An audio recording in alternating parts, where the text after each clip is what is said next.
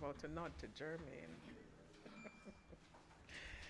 I'm adjusting still. Ready, team? Good morning, everybody, and welcome to the Public Sector Debates competition. I'm Aniki Clark, Communication Lead in the TIU. And after 2 rounds of exciting matches, we're down to the final 8. Yes? Give them a round of applause.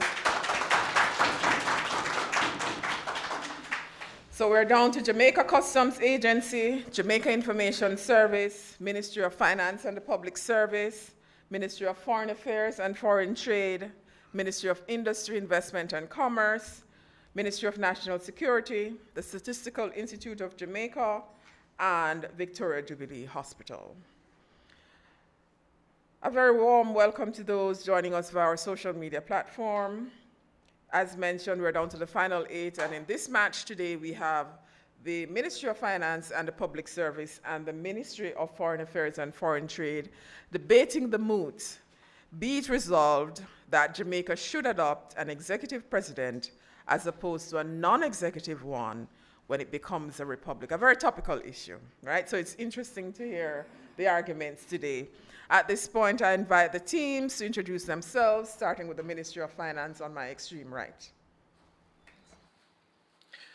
Good morning. My name is Othniel Gilbert, and I'm a Human Resource Officer.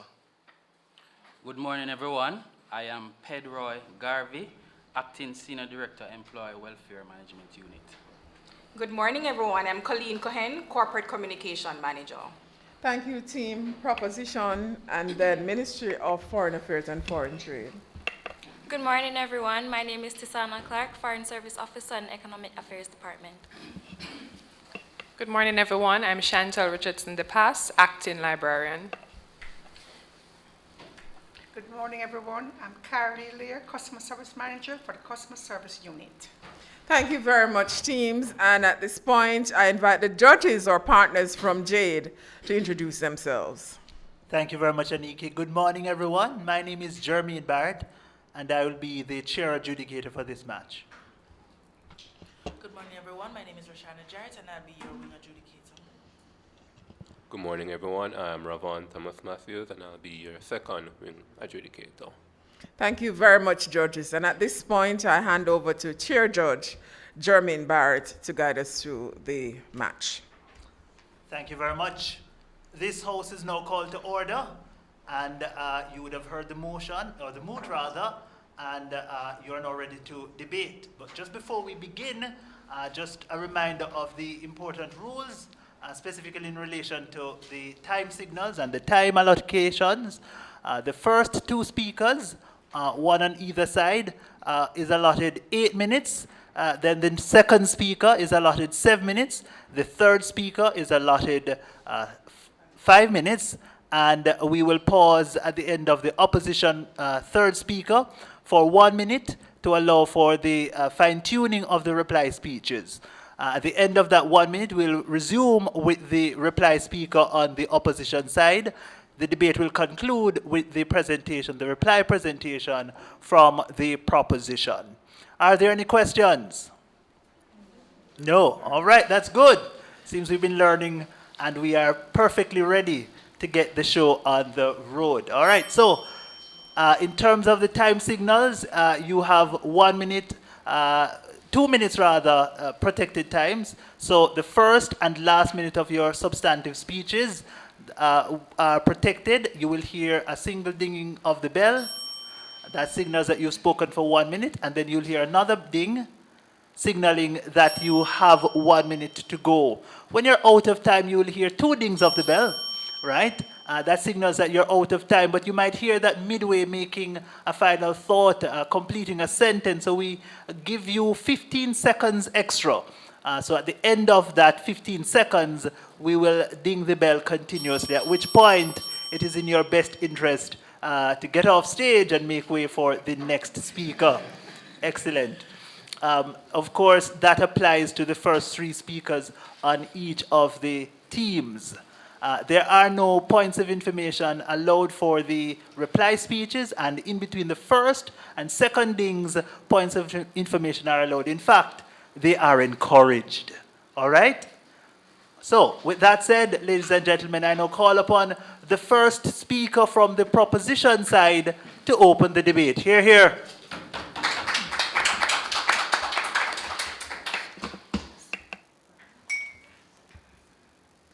Honorable judges, esteemed colleagues, online viewers, supporters, and friends, good morning. We are dreaming of a new Jamaica, a Jamaica where the president is elected by the people, for the people. I stand before you today to support the Moot. Be it resolved, Jamaica should adopt an executive president as opposed to a non-executive one when it becomes a republic. Judges, an executive presidency and its structure is the better option for Jamaica.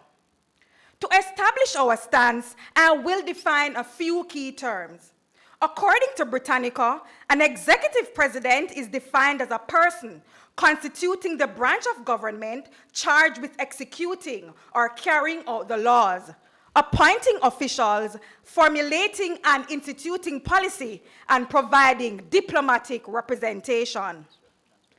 A non-executive president, according to the International Institute for Democracy and Electoral Assistance, is a symbolic leader of state who performs a representative and civic role, but does not exercise executive or policy-making power. Ladies and gentlemen, a republic as adopted from the Cambridge Dictionary is defined as a country without a king or queen, usually governed by elected representatives and a president. Honorable judges, of the two options before us today, the only one that allows a regular Jamaican citizen to directly elect their head of state who has actual power over the national agenda is an executive presidency. Direct elections are one of the foundations of a presidential democracy. Through direct elections, citizens have the opportunity to choose their head of state, ensuring that the president is held accountable to the people and is given a mandate by them. This method of selection is practiced in the republics of Guyana, Brazil, and Costa Rica, to name a few. Conversely, under the constitutional monarchy and the Westminster model in particular, and especially in the non-executive presidential model, a citizen has to vote for their MP. And it's the majority of the votes for the most MPs of that particular party that determines who leads the government, who controls the executive branch.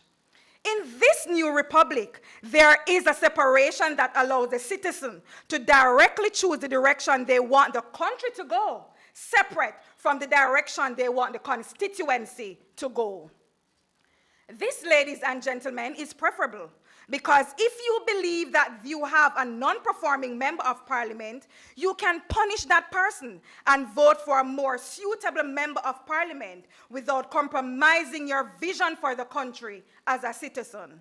With this, you can have a split ticket vote without risk of tarnishing at the national level and preserving your interests at the constituency level. My opponents, you may ask yourselves, but what about our dear Prime Minister? What happens to that role in this new model? I'll be happy to tell you. In this new model, the Prime Minister's role is now the leader of the legislative branch, the leader of the majority in the House of Parliament. Similar to the United States model or the Guyanese model, this person is focused like a laser on the laws and ensuring that they are fit for every Jamaican, not an exercising executive power.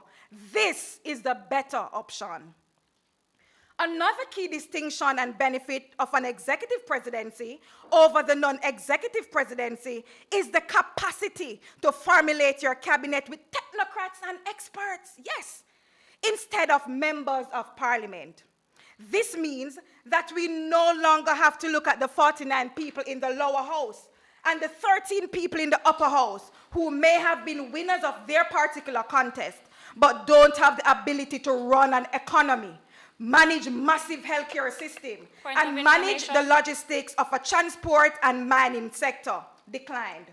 The chief executive of our country is able to select the best and brightest of the 2.8 million Jamaicans, unfettered from the need to seek votes.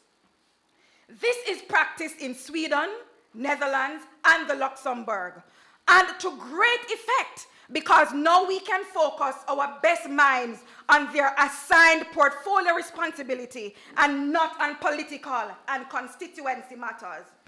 Imagine if we thought Adam Stewart and Richard Biles were the best candidates for ministers of tourism and commerce, respectively. Declined, under the executive presidency, they won't need to willy bounce or fling a shoulder for votes. The parliament will perform an advice and consent role, similar to what obtains in the US model to assess the fit and proper test of nominees. The last key distinction I want to highlight between the executive presidency and the non-executive presidency is the options available to the legislative branch to provide oversight on the executive. When you have this distinction between the leader of the executive and the leader of the legislative branch, you create incentives that just never existed before. How many election cycles have we heard the promise?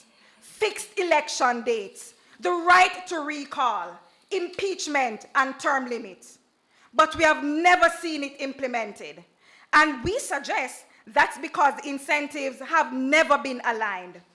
Why would I be the first leader in the country's history to constrain my power? Why would I give up the ability to call an election when I have the upper hand? No one would do that. That's just not human nature. But under the executive presidency, we create direct tension between the executive and the legislative branch so that their needs are not so aligned politically.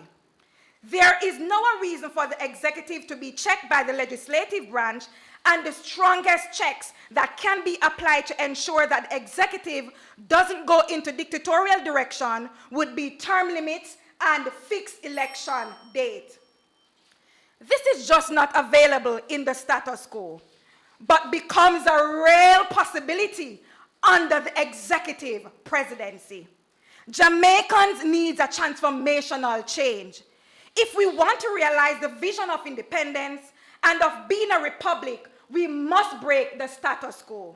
Friends, learned colleagues, judges, in the service of my fellow citizens, my team members will continue to work diligently and creatively to think generously and honestly so that Jamaica may, under God, increase in beauty, fellowship, and prosperity, and play our part in the advancing of the welfare of the whole human race. I thank you. And with that, we thank the first proposition speaker representing the Ministry of Finance and the Public Service. We now call upon the first opposition speaker from the Ministry of Foreign Affairs and Foreign Trade. Hear, hear. Good morning, honorable judges, members of the audience, and my esteemed opponents. This morning, my team and I stand here with solid, irrefutable evidence to oppose the moot, be it resolved that Jamaica should adopt an executive president as opposed to a non-executive one when it becomes a republic. We have noted the definitions and contextualizations pronounced by our opponents as they seek to defend the idea of adopting an executive president with the reformation of the Jamaican Constitution. However, my team and I will expound using 5 pertinent points on why Jamaica should adopt a non-executive president rather than an executive one, as having an executive president will not manifest the constitutional reform that we would all hope for in 2025. The report of the Organization of American States 2002 Conference of Constitutional Reform in the Caribbean found that constitutional reform in the Caribbean is driven by the widespread desire at all levels for better governance and greater equity. Especially in the face of mounting global pressures, there is a need and a growing popular demand among increasingly knowledgeable citizens for more effective democracy that can improve the lives of all citizens. It is well known that the executive presidential system, that in the executive presidential system, the president is both head of government and head of state. Conversely, in the non-executive president is only the head of state, with the prime minister, or in the case of Germany, a chancellor is the head of government. According to Encyclopedia Britannica, a head of state is the highest representation of a sovereign state. The head of state is the embodiment of the nation and assumes a state role. Notwithstanding, a head of state may also hold significant constitutional power. My opponents may purport that adopting a non-executive president in the reformation of our constitution is upholding what already exists. However, they will conveniently fail to announce that the reform of the constitution may very well add discretionary powers to the responsibilities of the non-executive president. In the case of Trinidad and Tobago, the president possesses significant powers, such as making treaties with foreign governments and directing the armed forces. Nevertheless, the head of state remains distinct from the head of government, who is prime minister. My opponent stated earlier that MPs are not technocrats.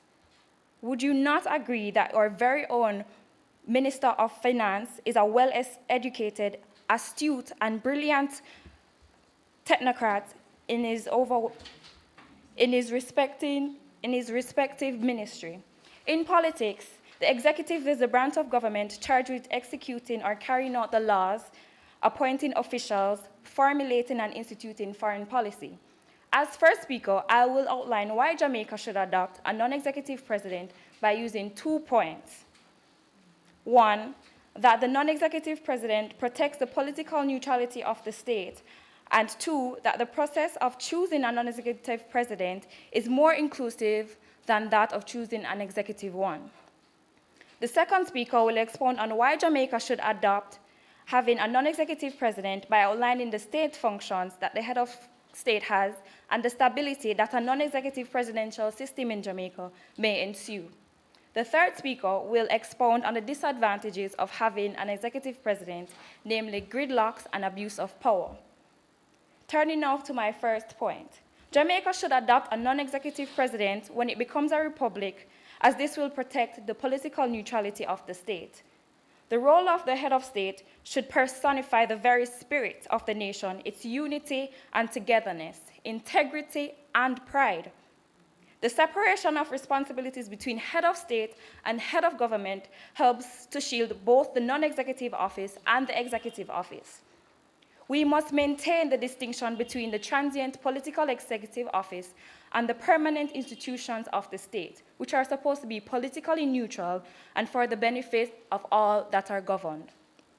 Having a non-executive president ensures that those who lead the government are subordinate and answerable to a non-partisan embodiment of the whole.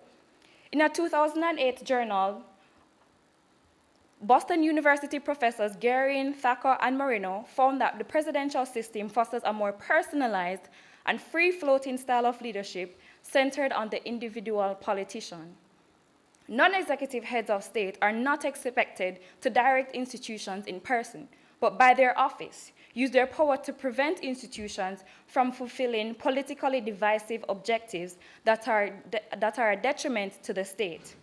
On the other hand, an executive, politically exposed head of state has no inherent interest in protecting the resources of the state. Ladies and gentlemen, tell me, do you want your head of state, the embodiment of your country's values and culture, to be politically aligned? This is why it is important for Jamaica to adopt a non-executive president rather than an executive one when it becomes a republic. Secondly, Jamaica should adopt a non-executive president rather than an executive one because it is simply more inclusive. Simply, but not understatedly. Non-executive presidents in the parliamentary republics are typically elected using an inclusive process versus a politically divisive selection for that of an executive one. One process is the election by parliament, which has multiple parties deciding on the head of state. Another process is an election by a specialist electoral college, like in the case of Trinidad and Tobago, whose president is elected by all 41 members of the representative and 31 members of the Senate, plus speakers of both chambers of the House. The non-executive president can also be selected by direct election by the people. For example, Austria, Finland, Iceland, Portugal, and Slovakia. This process compared to the election processes of an executive president, where the president carrying out the titles of both head of state and head of government is voted in based on a singular ideology, rather than an inclusive participatory process from all angles of the aisle, thus representing a non-partisan ideal. In the executive presidential system, the election of party political presidents divides the nation by the mere fact that the president incites loyalist supporters who are on some end of the political spectrum. Ladies and gentlemen, when we discuss the topic of constitutional reform, we aim for more effective governance and better governance administration. The inclusive process of selecting a non-executive president is more ideal than that of an executive president, especially when Jamaica's current voter turnout becomes lower and lower and less representative of the whole. This is why Jamaica should adopt having a non-executive president when it becomes a republic. In conclusion, judges, ladies and gentlemen, having outlined that Jamaica should adopt a non-executive president because it protects the political neutrality of the nation, as well as encompasses a more inclusive process for selection, noting the political culture that Jamaica currently experiences, the adoption of an executive president will not engender greater governance and better equity for the people of Jamaica. For all the reasons above and the reasons that will become evident by my teammates later on, outlines not only that a non-executive president in Jamaica is practical, but the best choice for the nation. I rest my case. Thank you so very much for that speech. First opposition speaker. We now call upon the second proposition speaker to respond and to advance the case on behalf of their team. Hear, hear.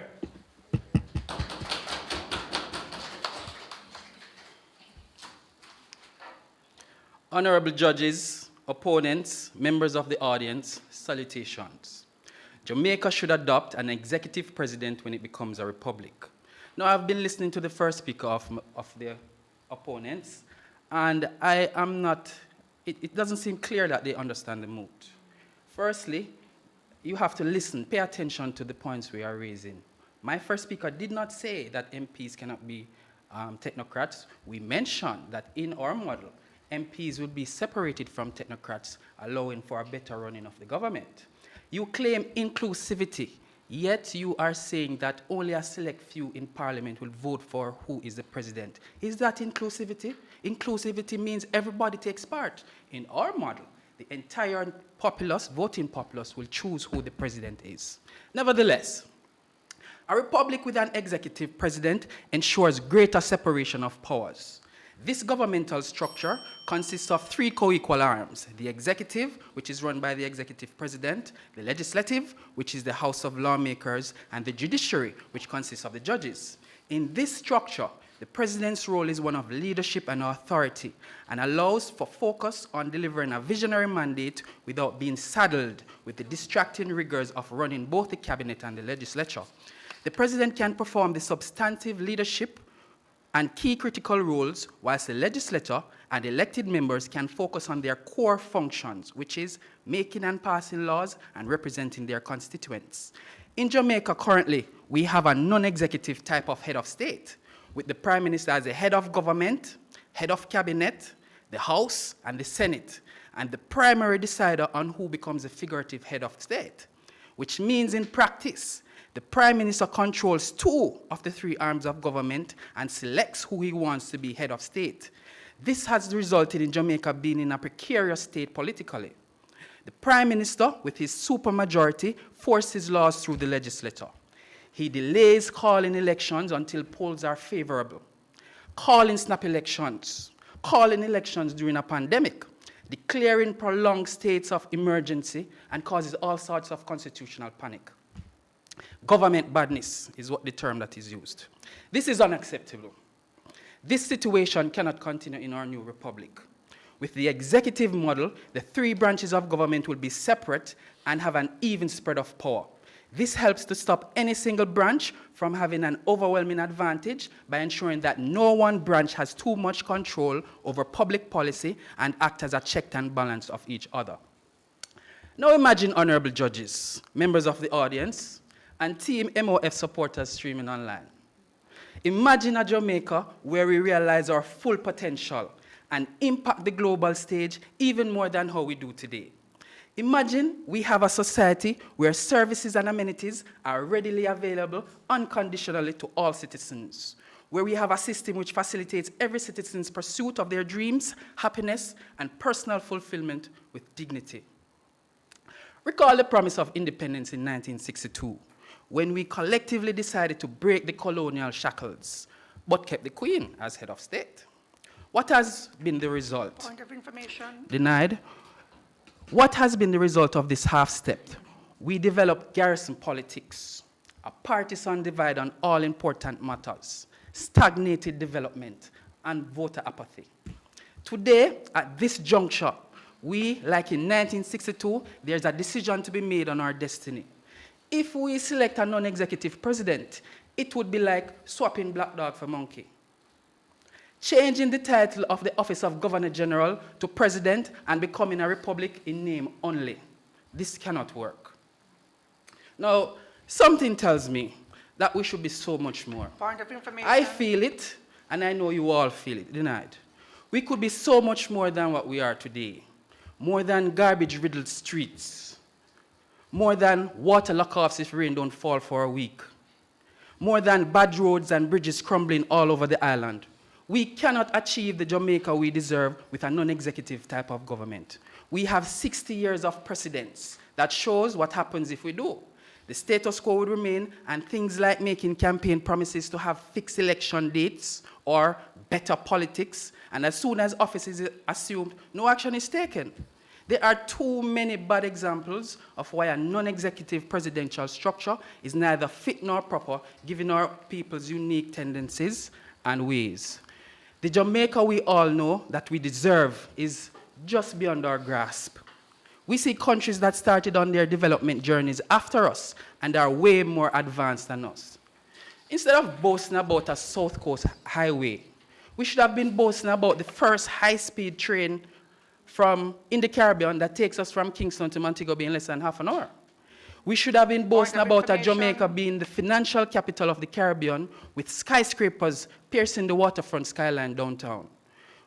We should have been boasting about hosting head office of multi-billion-dollar corporations and leading the Caribbean region in science and technology. This dream, our destiny, ladies and gentlemen, has been delayed because with a non-executive structure, decisions are made with a 5-year term in mind instead of with a long-term vision. Denied, let me finish.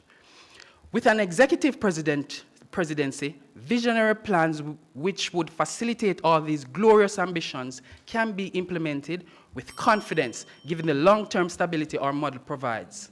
Let us look at the electorate today. The majority, a critical mass, consists of young people, and they are primed for the presidential model.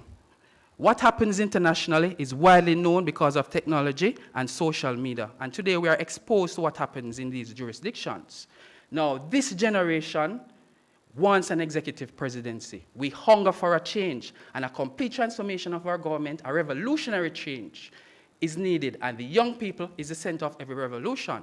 Time has come to take our collective destiny in our hands for self-determination, and with a strong executive leadership, the young people will rally. We'll rally around a sound vision that have our collective interests at its core. Selecting a non-executive president is only superficial and not transformative enough. It is like kicking the can down the road, and we will be repeating the mistakes of our elders. Now, I can guarantee you, 60 years from now, we'll be making the same debate if we choose a non-executive, and I don't want my grandson, Pedro Orlando Garvey III, to be debating this same thing years later. Ladies and gentlemen, honorable judges, the time is now. I thank you.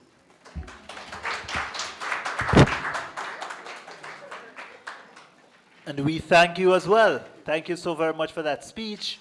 We now call upon the second speaker from the opposition to respond. Hear, hear.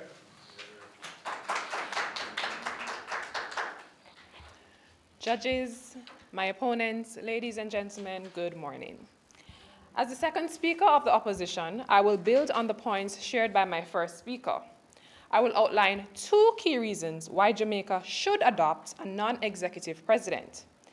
In a February 2023 interview, the Minister of Legal and Constitutional Affairs stated, and I quote, "Right now, we have taken the decision that we will go with a non-executive president because the research shows that there are good reasons for keeping your head of state separate from your head of government." I will now discuss what could be considered 2 of the good reasons mentioned by the minister as to why Jamaica should have a non-executive president. Reason number 1, Jamaica should adopt a non-executive president because they perform distinct state functions that transcend the day-to-day political debate. A non-executive president would perform similar functions to those of the current Governor General, to include providing counsel and guidance to the government of the day, appointing and convening regular meetings with public officials, approving bills adopted by the Parliament, and giving assent to laws. If Jamaica should adopt a non-executive president, the functions I just highlighted could be seamlessly added to the office of president. My first speaker would have spoken about how the role of the non-executive president protects the neutrality of the state and facilitates an inclusive selection process, not inclusivity, as pointed out by your second speaker. A president also performs quasi-judicial functions. For example, certain types of decisions could be appealed to this office. A non-executive president who is perceived as non-partisan would inspire confidence in the impartiality of these processes. In addition to these functions, there are many others that can be added to the new system of government. The International Institute for Democracy and Electoral Assistance, IDA for short, also lists the following functions that non-executive presidents perform. They serve as representatives of the nation at home and abroad. They embody constitutional authority. For example, in countries like Jamaica, Dominica, Trinidad and Tobago, the non-executive president can act on behalf of the state in times of emergencies. They articulate the shared morals and values of the people. Additionally, they are entrusted with discretionary powers, which means that the non-executive president is able to maintain the democratic constitutional order, acting as an arbitrator of political disputes between the main institutions of government. Simply put, they act as a balance between the parliament, government, and the people. We see examples of this in countries like Italy, where the non-executive president may take an active role in coalition building. In 2013, when the Italian general elections resulted in a hung parliament, the various parties put aside their differences and voted for the first time to re-elect a president who would perform important duties, including relating to the appointment of a government. My opponents, the functions stated are not just performative or ceremonial. They are practical and extremely important to good governance. The second reason Jamaica should adopt a non-executive president is that he or she would provide political stability. My first speaker explained how a non-executive president promotes political inclusive, are more inclusive. I also shared that they act as arbitrators of political disputes between the main institutions of government. As a young democracy, Jamaica's history already has too many examples of the dark underbelly of partisan politics. A non-executive president would reflect all of these attributes, and it would result in greater political stability.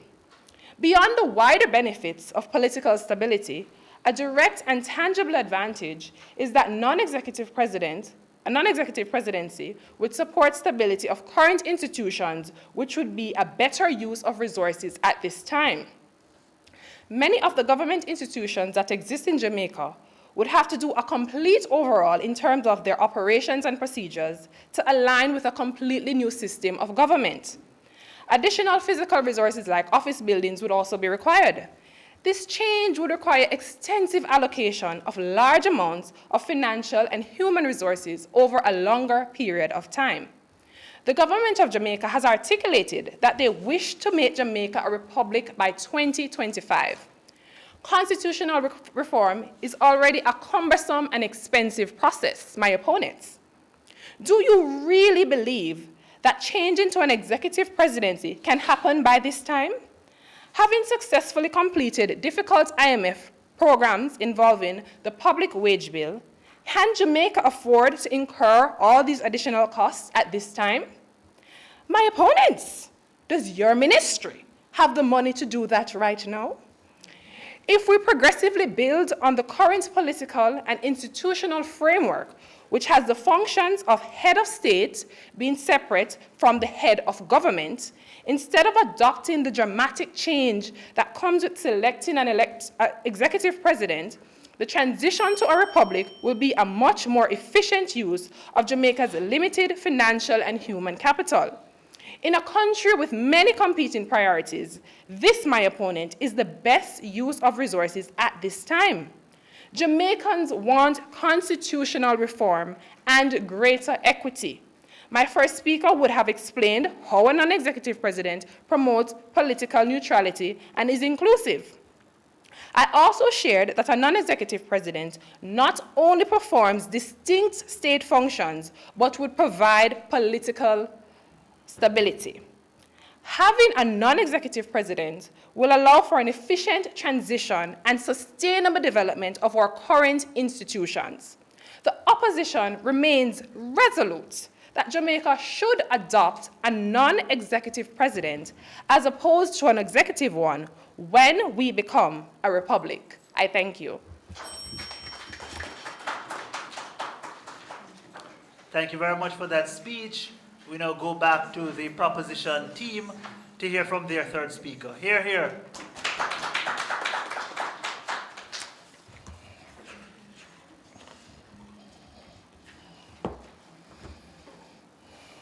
Honorable judges, my most worthy opponents, ladies and gentlemen, good morning.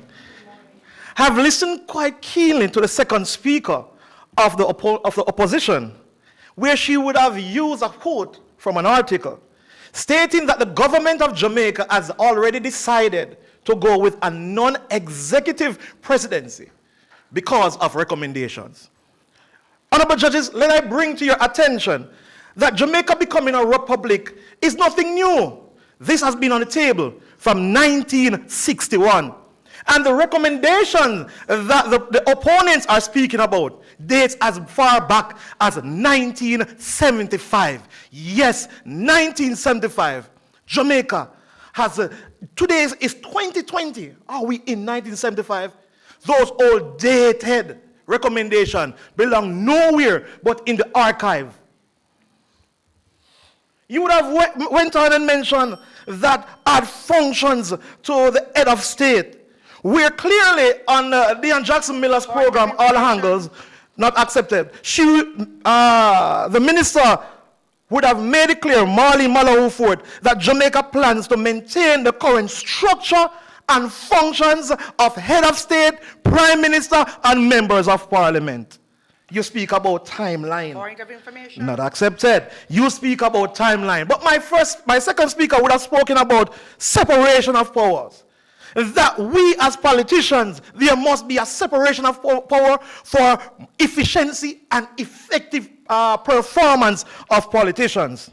You speak about cost, a very time-consuming and costly procedure. Yes, that's why we have to do it right from now. Right from now. Do it. We are speaking about an executive presidency, not one to review, as my second speaker says, in a 2-year or 3-year process.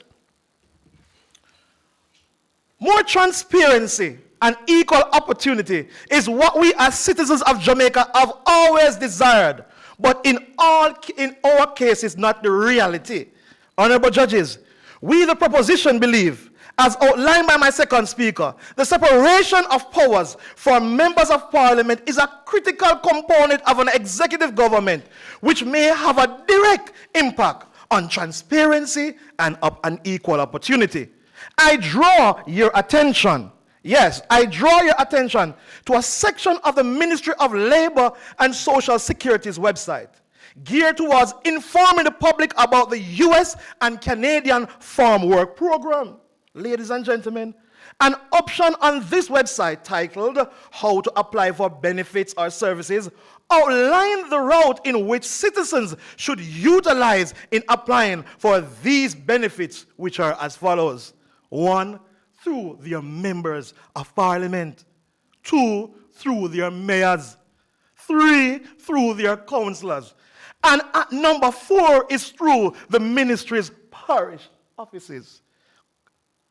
How could this be? According to this listing, it is evident that political influence takes precedence over going to the ministry itself. Ladies and gentlemen, we know that patronage is a part of a steady diet for politicians, which aids in nepotism, and we cannot debate the existence of such. However, Jamaica should be a place where people with the greatest needs and the greatest capacity to do the job are given access, and not those with the greatest links. And we all know our links around Jamaica. In the Republic of Jamaica, if the Republic of Jamaica implements an executive presidency, citizens will no longer need to visit their MP's constituency, but goes directly to the ministries. Bragging rights for a politician is another part of it. Yes, most times they are placed above the agenda of the country. And may I say, ministries, departments, and agencies are not spared. And when we look, we realize that our ministries sometimes are renamed for bragging rights, saying, we do this. The Ministry of Finance and Public Service was formerly known as the Ministry of Finance and Planning. The Ministry of Economic Growth and Job Creation was formerly known as the Ministry of Water, Land, Environment, and Climate Change, to name a few. Ladies and gentlemen, who during these changes of names, merger, and rebranding of MDAs ensure that there are no gaps created between making these decisions? I would conclude by saying, if we desire adequate checks and balances in government, a greater level of transparency, regulate and redefine functions of MPs, and truly desire to move Jamaica in the right direction, the executive presidency is the better option.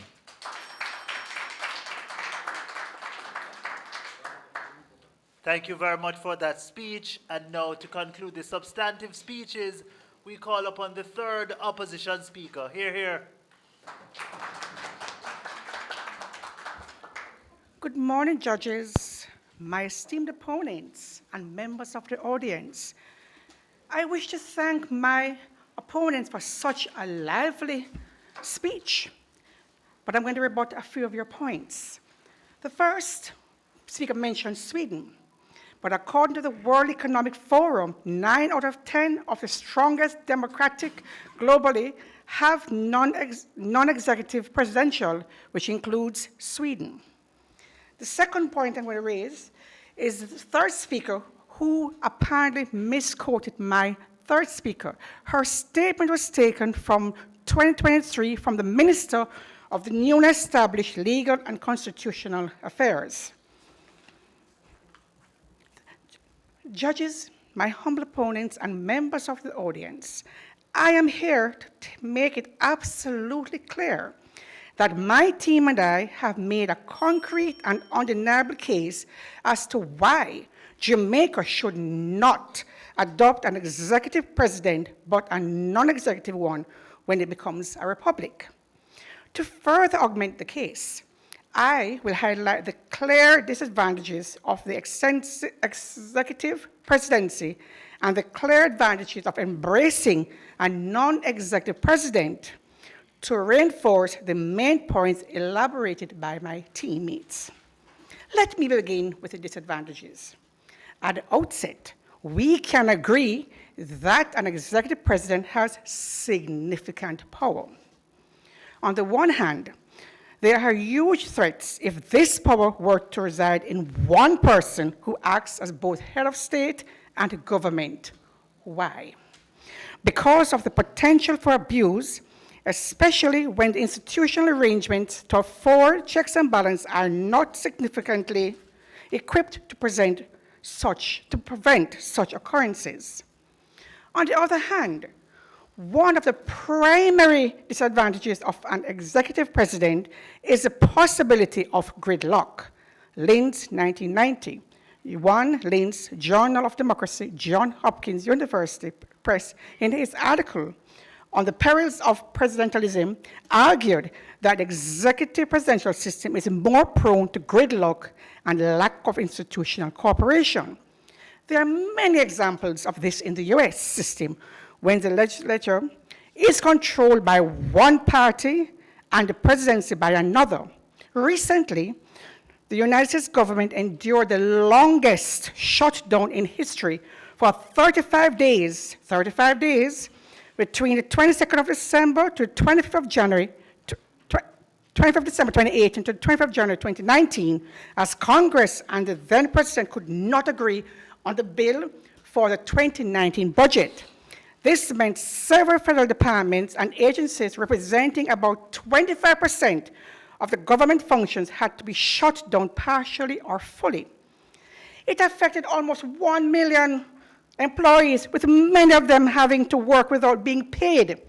My opponents, can you imagine if 25% of government of Jamaica was shut down for over a month and thousands of weekly paid employees were left without pay? It would be a dark, dark time. If we should not repose this significant power in one individual because it could be abused, but if we should not repose this significant power in separate individuals because it can lead to frequent gridlock, then what is the option? My opponents, judges, and members of the audience, my team is arguing today that a non-executive presidency is the best option for Jamaica. We maintain that a non-executive president would carry out some discretionary functions and provide stability, having regard to the existing political culture and institutional framework. We have articulated the inherent inclusive nature of the non-executive process, and have explained that a non-executive president embodies political neutrality. My esteemed opponents, judges, and guests, I am sure that you can agree that Jamaica's history has a significant role in shaping our identity. While there are some positives, we have also lived through the dark sides of partisan politics. We have also made significant strides in building institutions and systems. As a developing country, we have many battles to fight, and we have been making positive economic gains. Right now, today, we are at a critical junction in our story. We can't afford to get it wrong. Stability, efficient use of resources, good governance, and non-executive president that can unify the people around a common ideal is the best choice for Jamaica. We therefore are comfortably resting our case. Thank you. Thank you very much for that speech. And with that, ladies and gentlemen, we have come to a point where we are about to take 1 minute to allow for the formulation of the reply speeches.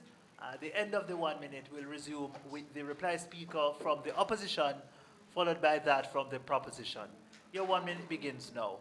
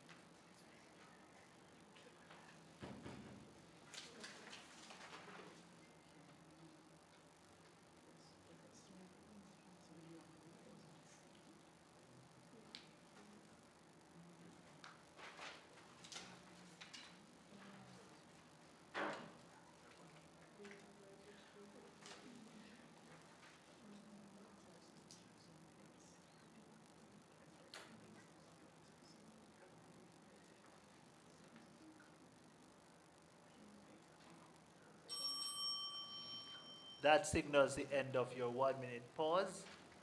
We now call upon the reply speaker from the opposition to present their final contribution to the debate for 3 minutes. Hear, hear. Honorable judges, ladies and gentlemen of the audience, my esteemed opponents, good morning to you all. Unfortunately, my opponents have successfully failed to convince us why Jamaica should adopt an executive president when it becomes a republic. As my teammates and I have presented earlier in the debate, the adoption of a non-executive president in the reformation of the Jamaican Constitution is not only the most practical, but the best option, as stated by our very own Minister of Constitutional and Legal Affairs. I'm afraid that my opponents have only made the case for a shiny new toy that Jamaica may play with when it becomes a republic. As an executive presidency, if adopted, will not ensure better democracy and greater equity. Having now discussed, the practicality and stability that we enjoy today cannot be undermined or taken for granted. The World Economic Forum, as stated by my previous speaker, stated that 9 out of 10 of the strongest democracies in the world have non-executive presidents. We also remind the judges and our opponents that the adoption of a non-executive president when Jamaica becomes a republic is not maintaining the status quo, but building and creating a better democracy for greater equity for the people of Jamaica. A non-executive president protects the political neutrality of the state. It presents a non-partisan ideal. The process of selecting one is inclusive. The state functions are separate from the head of government, are critical to the promotion of good governance, and it maintains the political stability that we all enjoy. My opponents have conveniently failed to illustrate how the gridlocks and concentration of power that an executive presidency will engender can actually advance better governance and greater equity that we would all hope for. As a young democracy, Jamaica is no stranger to the dark times that partisan politics can cause. That much is clear. Adopting a non-executive president will reflect all the positive political stability that will certainly not come from an executive presidency. In addition, it also fulfills the aspiration of every Jamaican to move confidently and steadfastly in the reformed Jamaica that is democratically fortitudinous and emblematically unified. Thank you. Thank you for that speech to conclude your team's case. And now, to conclude the debate as a whole, we call upon the reply speaker from the proposition side. Hear, hear. Honorable judges, I don't know which Jamaica the Ministry of Foreign Affairs team is living in. They are mentioning some things about the state and all of these things, but I don't think they're reflecting the reality. They speak about power abuse, expense of implementing an executive presidency, but I'm not so sure I understand what they're saying. The main point they made about power abuse, let us look at what exists in Jamaica today.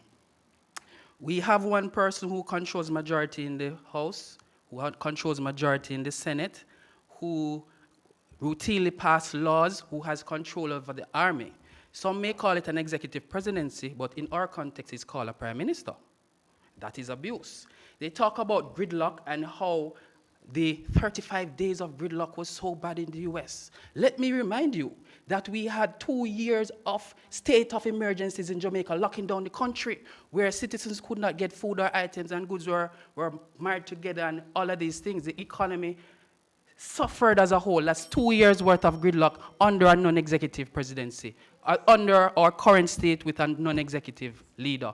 Non-executive leadership, as evidence in Jamaica today, they say there's no distinct state function. But how many of us have seen our head of state perform any distinct state function?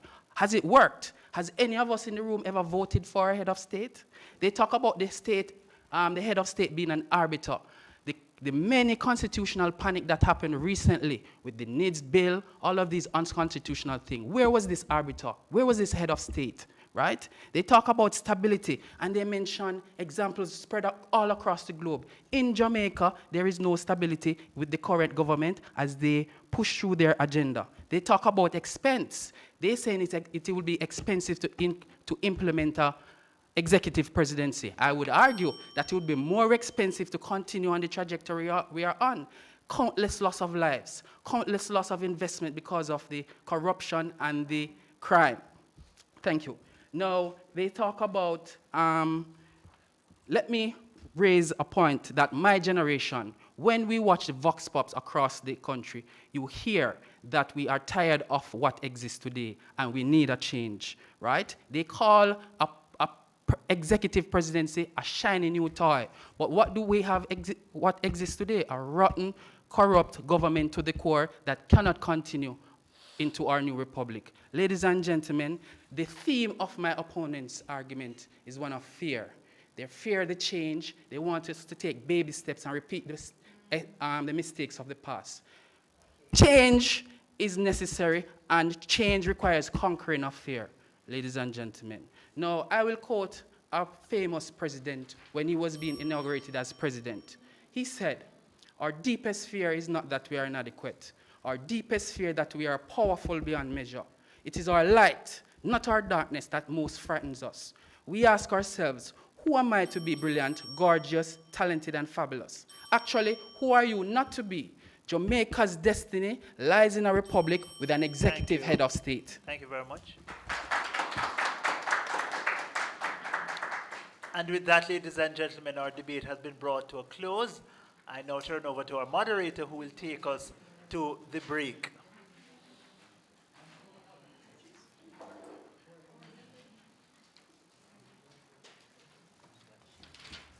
Thank you very much, team. Give them a round of applause, all. We've heard the arguments on both sides, team proposition and team opposition. The judges will now deliberate, and the next voice you will hear is that of the chair judge, who will announce the winner of the match as well as the best speaker. Those of you online, stay tuned. We'll be right back.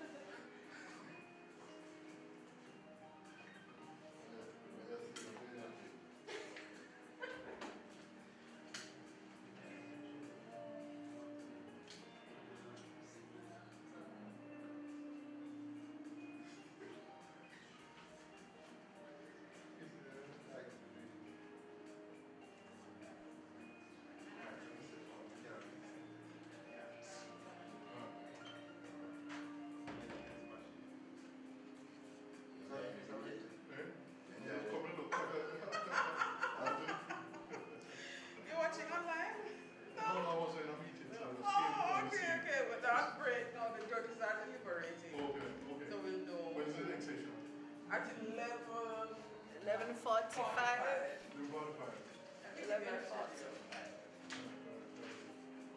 have extra. Okay. They debated whether Jamaica should adopt an executive or non-executive. Yeah, man, no worries.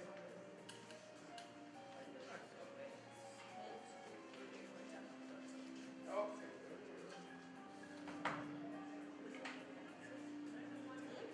Yeah. It's not that big.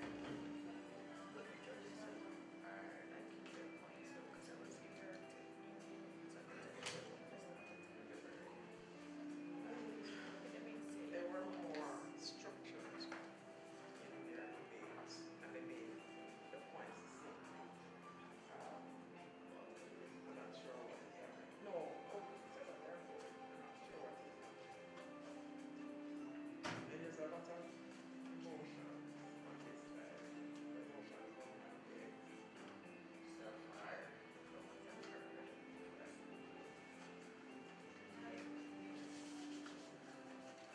But it had some problems in the context. I can't do this.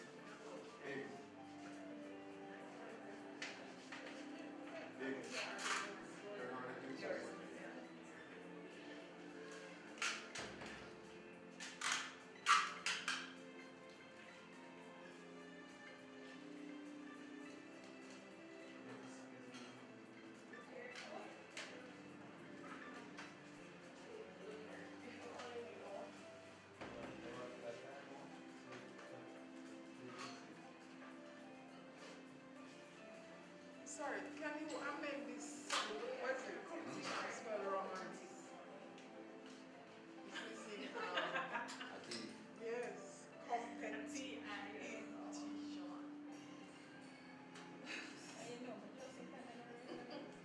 I guess it's just I'm just programmed that kind of way.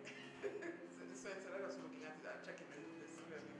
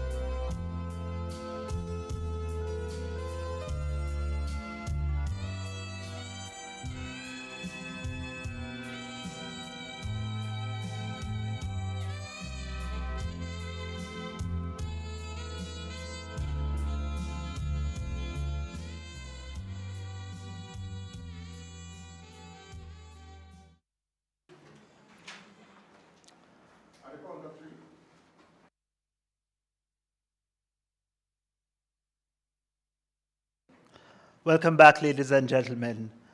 So, we have just witnessed an exciting debate between the Ministry of Finance and the Public Service and the Ministry of Foreign Affairs and Foreign Trade on an issue that is most topical. I think most Jamaicans are seized with the conversation emanating out of the constitutional reform agenda of the government as we, as a nation, move towards moving from a constitutional monarchy to a republic. And embedded within that big discussion is a kind of precedent that we should adopt. We're intrigued, we were excited by the exchange of ideas. One team, the team Ministry of Finance, defending the executive president, and the Ministry of Foreign Affairs defending a non-executive president. I want to begin by giving both teams a round of applause on a job well done. Now, ladies and gentlemen, let us just go through, in a summary fashion, the major arguments that came from both sides, and then I'll provide some analysis at the end, and then ultimately reveal the winning team and, of course, the best speaker. So the Ministry of Foreign Affairs, the proposition tells us that there are some major concerns within the system, the status quo, that needs to be treated with. And here is an optimal opportunity for us to deal with those. What are those concerns? They speak to the fact that our current head of state is installed through an undemocratic means. The Prime Minister, super as he is, essentially wielding immense authority over the executive, over the legislature, and even in some respects over the judiciary, that is too excessive an amount of power. And of course, he also has the prerogative to play a leading role in installing the Governor General, our head of state, and that they find to be quite problematic. They contend that in their world, when we have an executive president, we'll have an arrangement whereby Jamaicans will vote for their head of state. Notice, though, that they do not tell us why this is important and why this is necessary, but they tell us that it is an advantage. And in as much as the lack of explanation as to why greater democratization of the process of electing a head of state is important, why that wasn't really challenged by the opposition, we're actually forced to accept that it is, in fact, a positive outcome of the executive president arrangement. They tell us further that as the debate goes on from Team Proposition's vantage point, they tell us that there are a number of historical missed opportunities for development. They tell us, for example, that, hey, we could have had fast trains, we could have had skyscrapers lining our waterfronts, but alas, these have not been achieved. These are missed opportunities. We find it a bit challenging because there was not enough link work proposition to help us to understand why is it that the current arrangement is what has caused us to have missed these important developmental steps, right? They tell us, though, a little bit as to why it is that we are more likely to gain better developmental steps or important progress along the developmental trajectory if we were to transition to an executive president. They tell us, for example, that the executive president would be sort of laser focused in treating with the issues that are of concern in advancing national development. They also point a signal benefit of their in their arrangement, whereby the executive president would have the entire nation as a whole to select a cabinet from, whilst in the current arrangement, the Prime Minister is somewhat limited in terms of having to select from members of Parliament, the few as they are. Now let's talk a little bit about what we get from team opposition. Team opposition tells us that were we to select an executive president, we lose this sort of unifying embodiment of the country as a whole. And they say that that is what we currently have, and that is what we need to hold on to.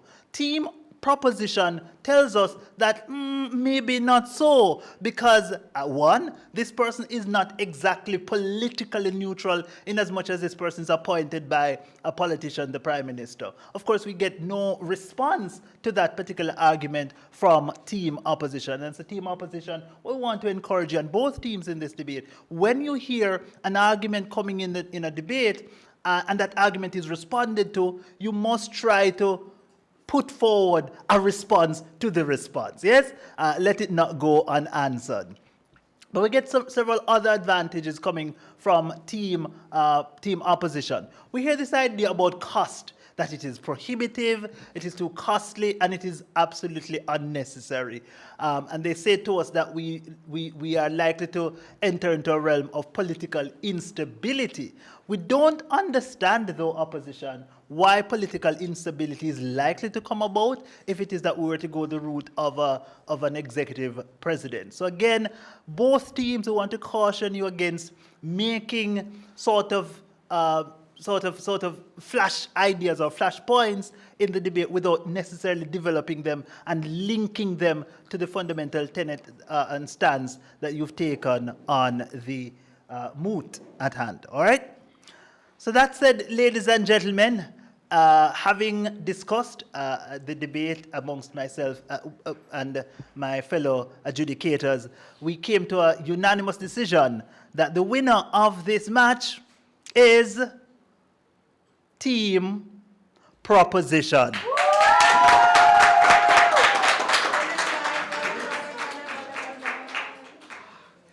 Congratulations to the Ministry of Finance and the Public Service, and very well tried. Let's hear a round of applause for the Ministry of Foreign Affairs and Foreign Trade. Now, our best debater in this match comes to us from the winning team. That speaker is, in fact, the first proposition speaker. At this time, I'm going to invite our moderator to return, and the moderator will facilitate the presentation of a gift to our best speaker.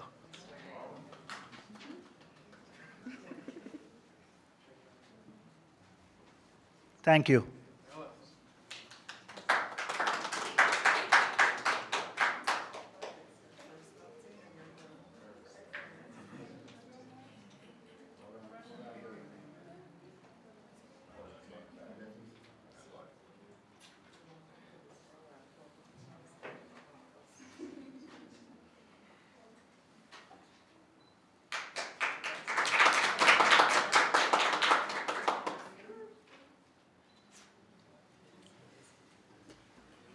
And with that, ladies and gentlemen, we've come to the end of today's match between the Ministry of Finance and the Public Service that emerged winner, alongside the Ministry of Foreign Affairs and Foreign Trade. Well tried, team.